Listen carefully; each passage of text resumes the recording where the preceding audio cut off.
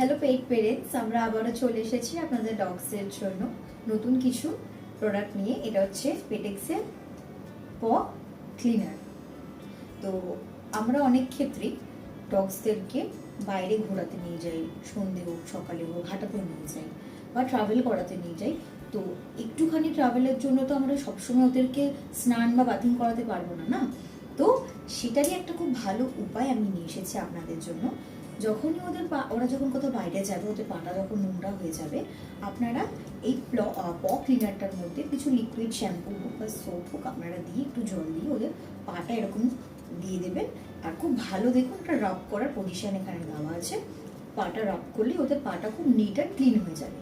তো আপনাদেরকে সবসময় অল টাইম ওদেরকে স্নান করাতে বাথিং করাতে হবে না, শুধুমাত্র ট্রাভেল বা নর্মাল একটু ঘোরানোর জন্য।